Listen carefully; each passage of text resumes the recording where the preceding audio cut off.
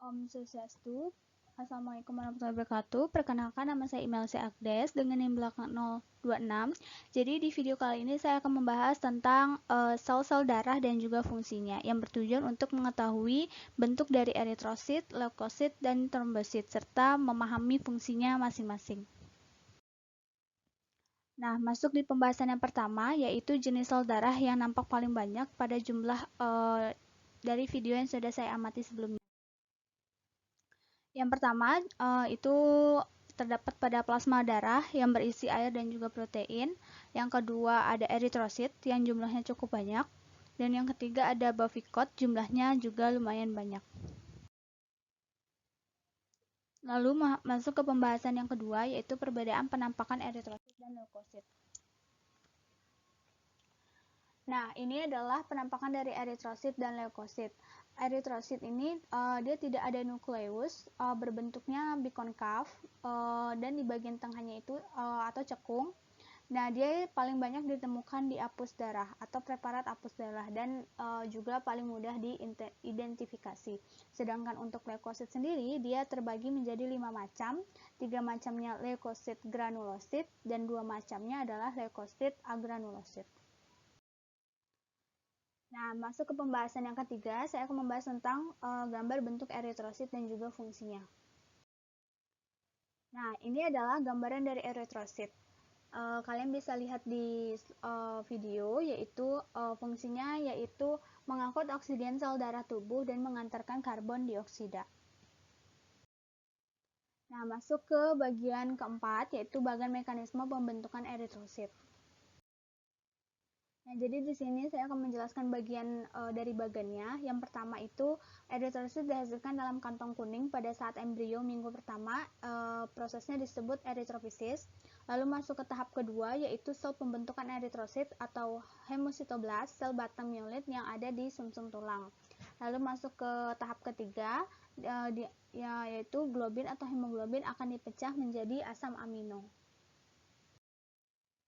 Lalu pembahasan yang kelima yaitu fungsi dari masing-masing jenis leukosit. Nah, ini adalah gambaran dari masing-masing leukosit, di mana leukositnya terbagi menjadi dua, ada granulosit dan ada granulosit. Jadi yang pertama itu dari granulosit, terbagi menjadi neutrofil, eosinofil, dan basofil, di mana neutrofil ini menempel pada dinding pembuluh darah, fungsinya untuk menghalangi infeksi kuman atau bakteri yang coba masuk dalam darah melalui luka. Lalu pada eosinofil ini berfungsi melepaskan racun yang keluar dari butirannya, dapat menghancurkan patogen.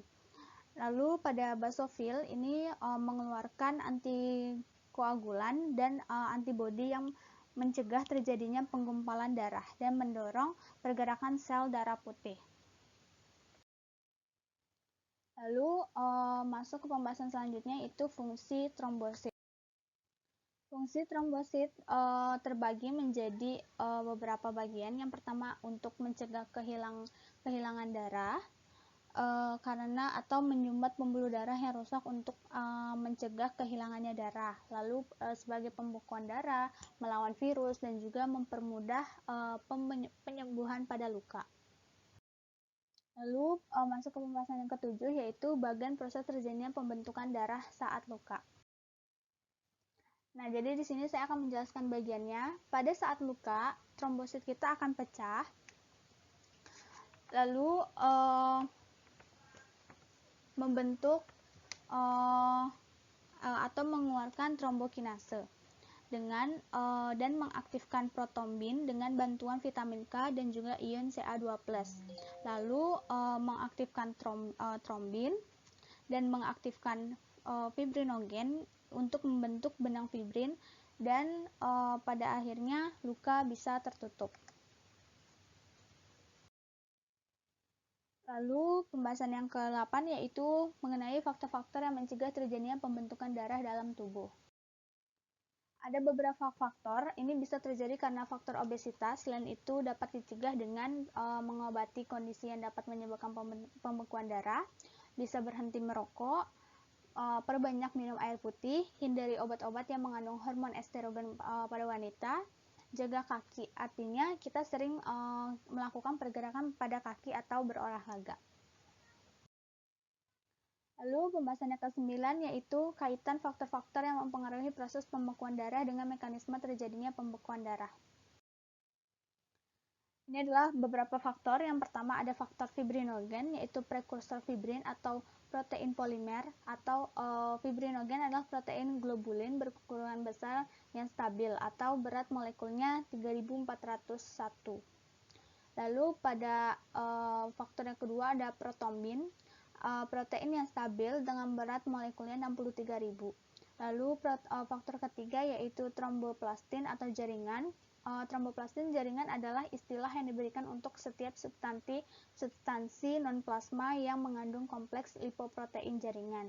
Lalu faktor yang keempat ada kalsium, diperlakukan untuk mengaktifkan protombin dan pembentukan fibrin. Lalu faktor kelima ada proserlin atau plasma akselerator globulin. Ini adalah suatu faktor plasma yang mempercepat perubahan protombin menjadi trombin memiliki waktu paruh 16 jam.